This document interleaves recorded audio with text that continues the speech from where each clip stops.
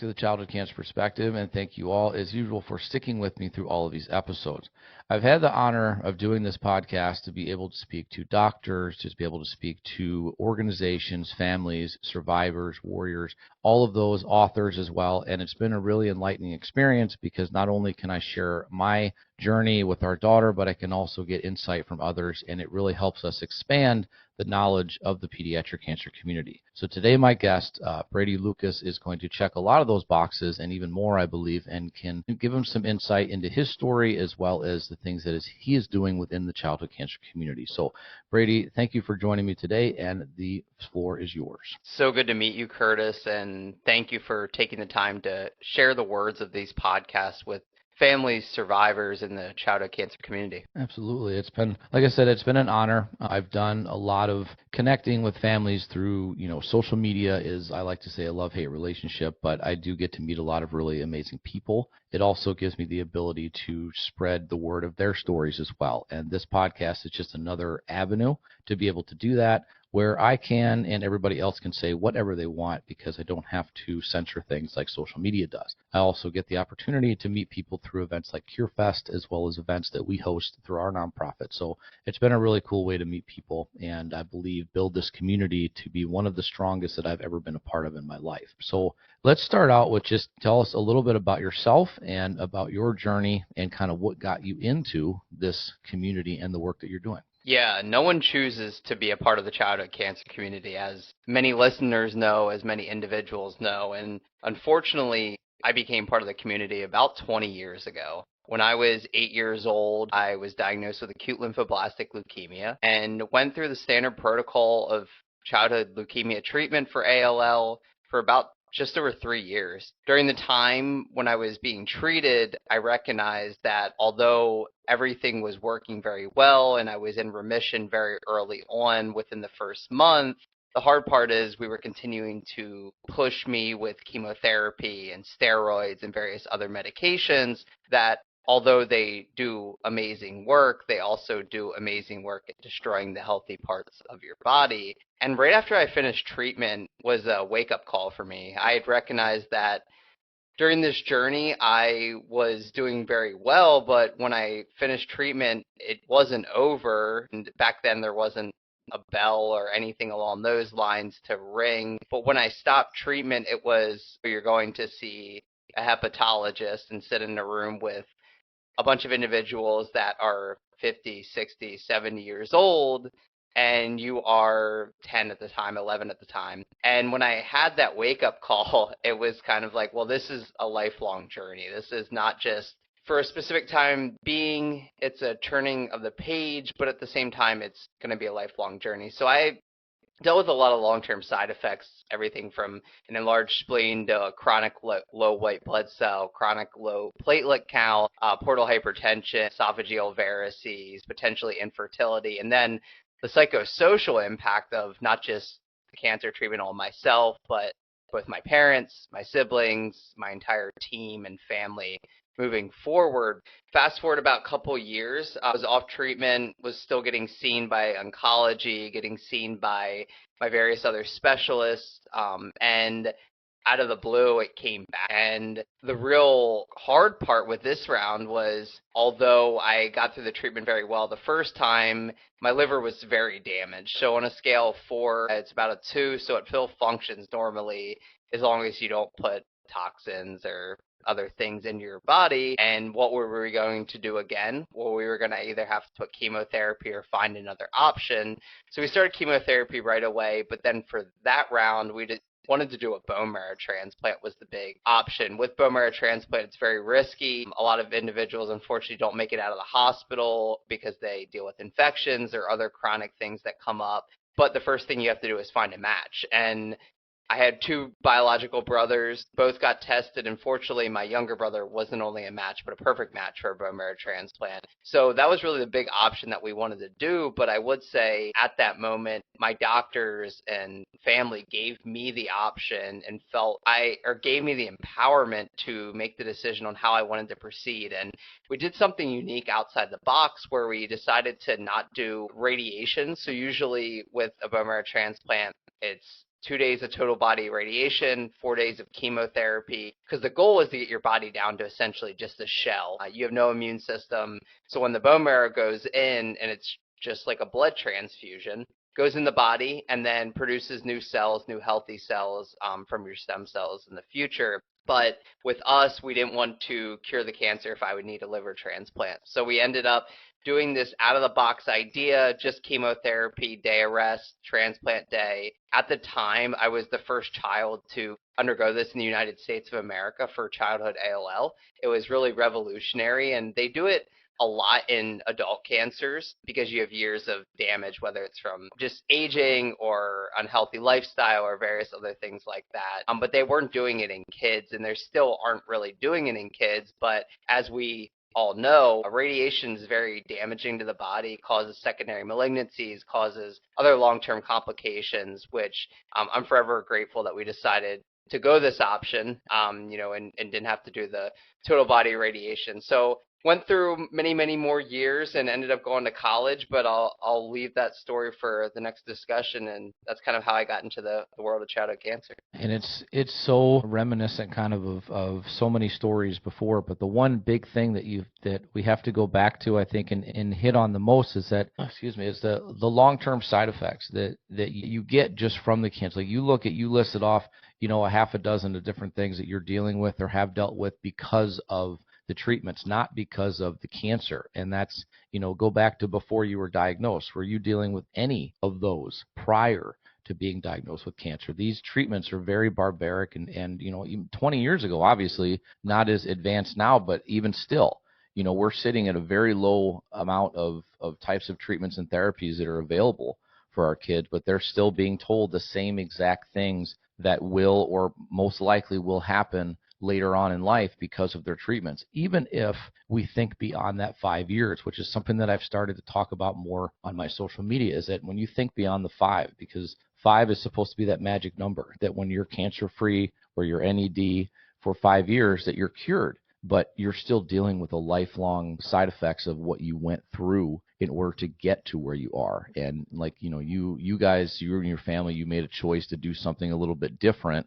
to treat a secondary run at this disease and take a road less traveled by, because, you look at the rates of reoccurrence and all of that, and they're very high. And a lot of these cancers have a very high reoccurrence rate. They also have they don't have a lot of, they have very minimal treatment options. So when you're really starting to think back to looking ahead, would you do things the same way now that you did them then if you knew now, or if you knew then what you know now? Kind of I guess a very philosophical and wordy way to put it is looking at it now from a lens of going back and saying, I'm going to be dealing with all of this, but you know the answer if you don't try. So you're kind of between a rock and a hard place, especially as a kid going through this, on what you decide to do moving forward. Definitely. And the other thing is, as a parent, I think about yourself, I think about my parents and many other parents. If you do something outside the box and what happens if it doesn't work, then you have that inherent guilt for the entire rest of your life.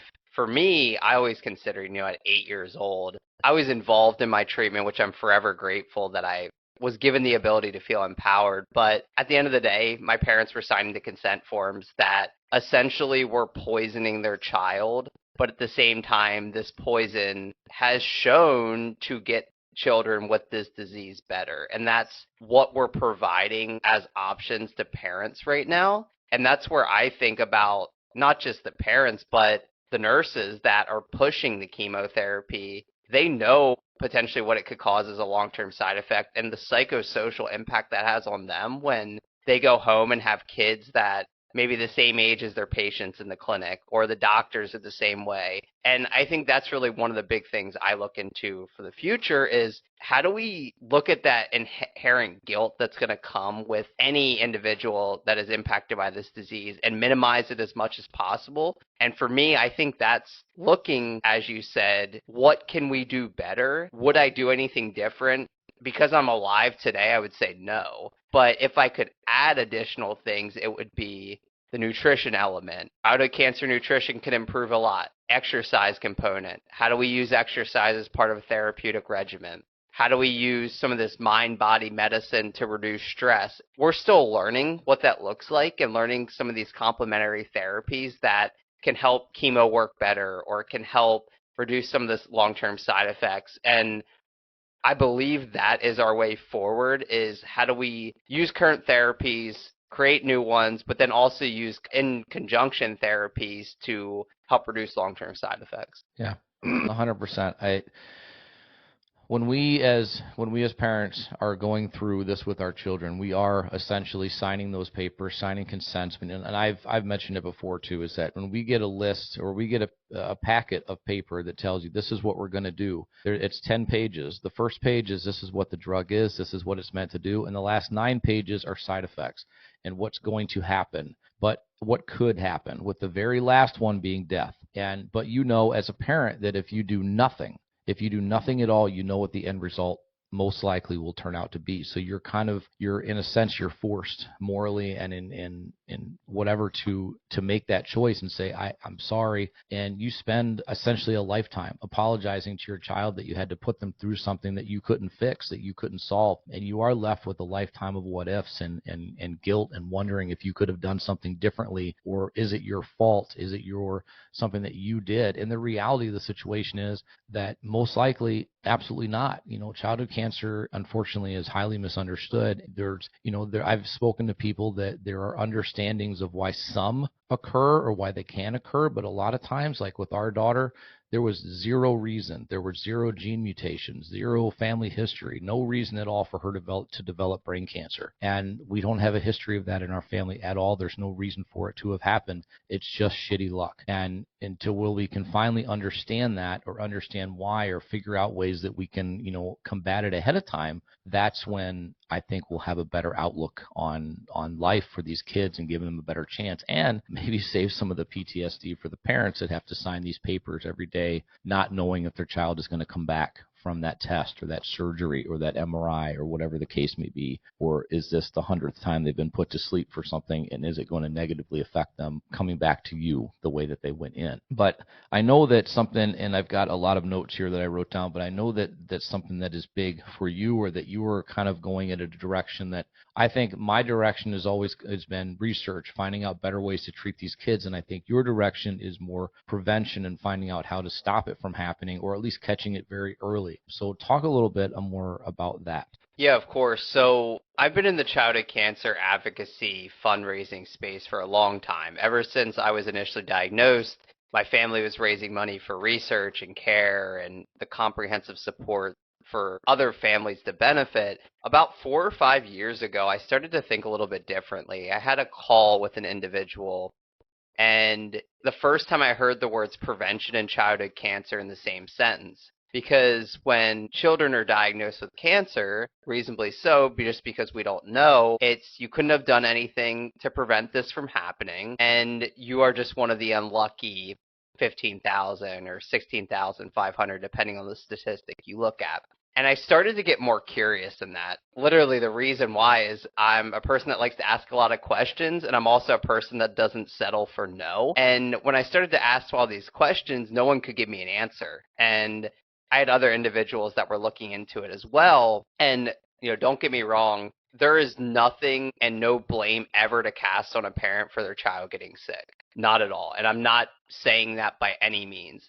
What I am saying is that as society, we are doing things that are contributing to getting kids sick. And whether that's cancer or another illness, the environment that we're putting out there, the food we eat, the water we drink, the air we breathe, the soil we grow food in, are all causing some kind of problems. And I started to get more curious in this, as well as looking at how do we incorporate complementary and integrative health within the childhood cancer community. So the more I looked at it, the more I realized, there's a significant gap in how we understand childhood cancer, and there's also a significant gap in how we understand specific types of childhood cancer.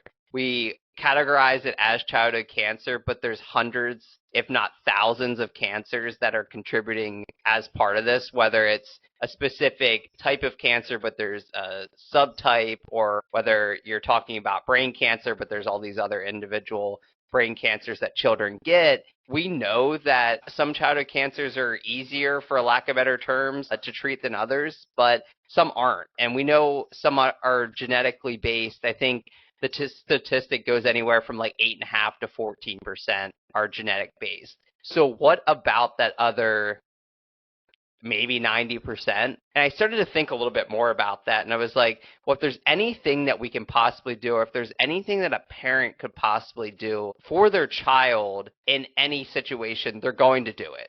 Parents are amazing. They do amazing things. I had the best parents possible. You're an amazing parent, Curtis, as well as there's so many other amazing parents out there that I know well. If you had one thing, or if someone told you, if you did this, this may reduce the risk, even if it's 1%, or even if it's 0.5%, you're going to do it. So as I started to look more into this, I thought, well, our goal is maybe too short-sighted to, in quotations, cure cancer. What happens if we cure cancer? Well, there's still long-term side effects from that cure to cancer, whether it be physical, psychological, spiritual, emotional, not just for the child, but for the parents and everybody else that's impacted. So really the goal should be, how do we just prevent the cancer from happening in the first place? So I think as I look into the future, it's finding the ways that maybe we can prevent certain childhood cancers from happening that have an environmental component or have a nutrition component or whatever it may be, as well as looking at like prenatal health. Are there better things we've been doing for our mothers of the world that are incredible as is to prevent their child from getting sick with anything? And I think as we look into the future, we're going to figure that out. But then for me, a big focus too is this long-term survival, long-term prevention of side effects. Because what's done is done with me. I'm going to have the long-term side effects likely for life. They're going to impact me in some way, likely for life. But there's other kids that are going through this in the middle of it that I don't want them to have to deal with going to a hepatologist and going to a dermatologist and going to have to worry about what's it like to share with a potential spouse that you may never have children at the age of 20 years old. Those things are things that I never want to have children worry about. But then on the flip side, for those like myself that do have these, what can we be doing to prevent recurrence of other cancers or allow ourselves to thrive long term? And maybe that is one of the elements I already discussed, or maybe it's something else that we just haven't discovered yet. So I'm all on board of finding new therapies for current treatments, because children are going to get diagnosed with cancer at this current time. But also, how do we look at mitigating some of the increases in cancer diagnoses, relapses, and other areas like that? Yeah, I think it's right on point, because as parents, again, like I mentioned, you were always asking what if, what did we do, what could we have done differently? Is there something within our lifestyle that changed? And listen, when you put yourself out there, which I think a lot of us have decided to do on social media, mainly for support and mainly for community, you get a lot of internet doctors that will tell you that it's, we had somebody tell us that it was because we put some food dye in mac and cheese because our daughter wanted blue mac and cheese one time, and that caused her cancer. And because she didn't eat anything, or she ate chicken nuggets. Like, I get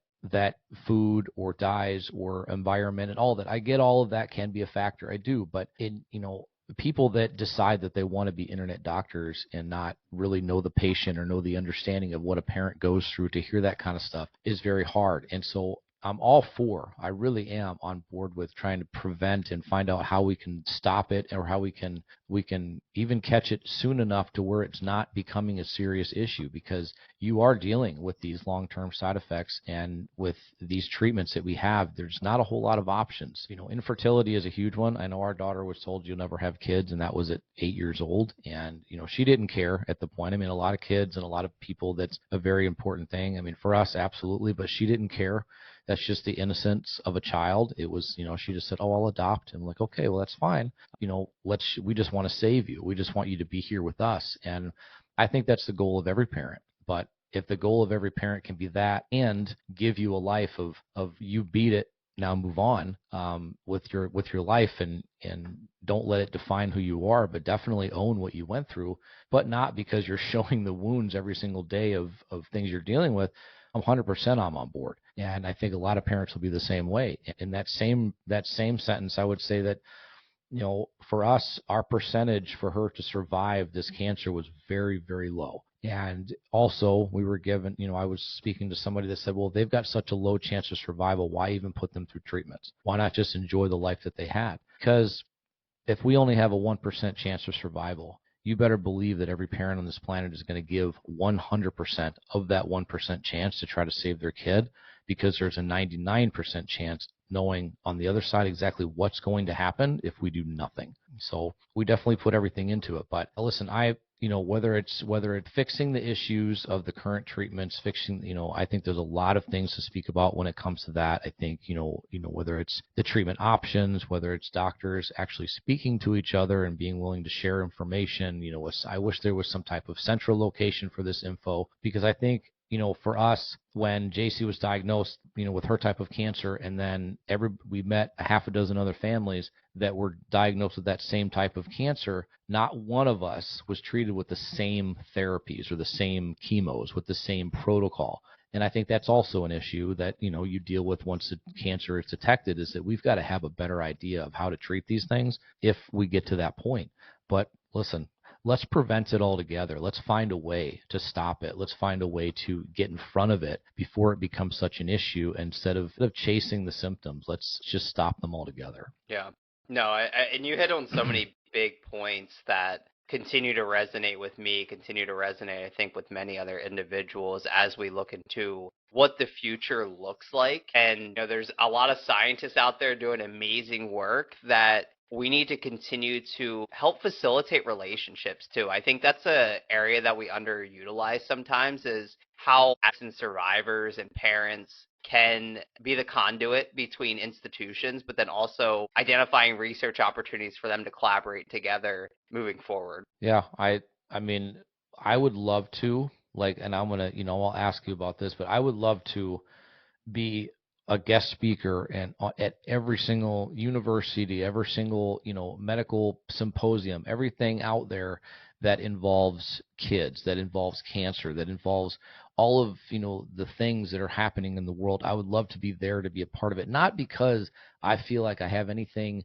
that's better than somebody else that'll be up there giving a keynote speech, but because I feel like I have a specific insight and a connection. And I think that often parents, often families and things like that, are kind of left out of the conversation. And that's unfortunate, because no, I don't have a medical degree. I don't have, 4, 5, 6, 10 years of school behind me that would prove that I would understand the science of something. But I have experience, and I've lived it 24/7, and I've lived it for the past 5 years now. And we're trying to figure all this stuff out, but I often feel like we're kind of left out of that conversation. And to be a part of it would be incredible, because it means that I get to do something I enjoy to do, which is love to talk about my daughter. I love to talk about her and the guiding light that she's been in our lives and everything that she continues to do from heaven. I love talking about her. People get the misconception that because she's passed it, that we don't want to speak about her, that it's too hard. And yeah, it is difficult, but I want to speak about her. I want to be at those places. I want to be able to just shout her names from the rooftop. So I want to be in those positions, and I think a lot of people do. But, sometimes people like me have a face for radio, and you just kind of do it behind the scenes, and that's okay. But I want to be able to share those stories, and I think that's so important to have that opportunity. But I know that you have done, speaking engagements, and you've spoken at, you've been keynote speakers and things like that. And what does it mean to you, just as a person and as a survivor, and what you're doing now? What does it mean to be able to go and speak about not only what you're doing now, but what you've gone through? It's everything. And I started speaking shortly after I was diagnosed at various events and fundraisers in the community setting, just to help educate people on what was going on. I always told myself that I would never let the cancer define who I was, but it will always be a part of me. And once I recognized that, I felt a huge weight lift off my shoulder. And what I mean by that is, I never want to be Brady the cancer survivor or thriver or whatever. But I do recognize that much of how my life's been shaped is from the disease, is from the connections I made, and I'm forever and eternally grateful for those. When I get to go into a room with maybe it's doctors, maybe it's nurses, teachers, community settings, whatever it may be, it's my opportunity to bring to light A, children are going through this every day. B, children can get through it, for lack of better terms, and continue to thrive. But C, it's just bringing a sense of understanding to what us as human beings can share through vulnerable experiences. And that's really what most of my speeches are about. We all have hardship in our lives. We all have opportunities where we could just give up. Cancer's one, but there's other illnesses out there. There's divorce. List goes on and on. I don't need to share any more about what hardship someone can go through.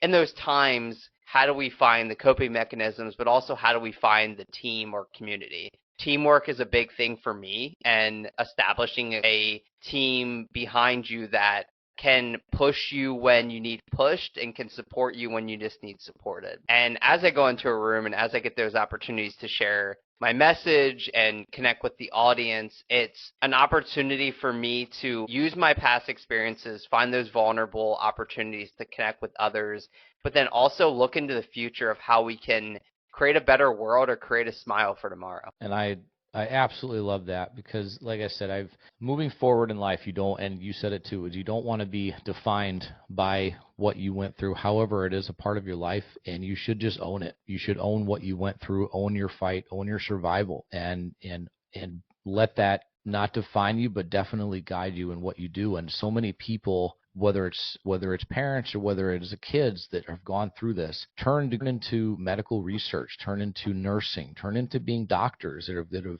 gone through this. And I think it's because of their experience, but now they can offer an incredible insight into the future, into new patients, into families that others wouldn't be able to do. And that understanding is huge. When you're going through all of this, again, for us, we were on an island when the diagnosis happened. We knew nobody. We knew nothing. We grew up our entire life. I know I did, watching those commercials on TV thinking, that's horrible. I can't imagine what it would be like to be one of those families. And then you become one. But we knew nobody. We knew nothing. So that's huge because, again, you go in, you can speak to your experience, you can speak to what has shaped your life, what has changed you, but the fact that doesn't define who you are. You are not the cancer kid. You are not the kid who beat cancer. You're not the one that didn't have any hair going through school. You're not the one that couldn't be around people because you were sick. You're not that person.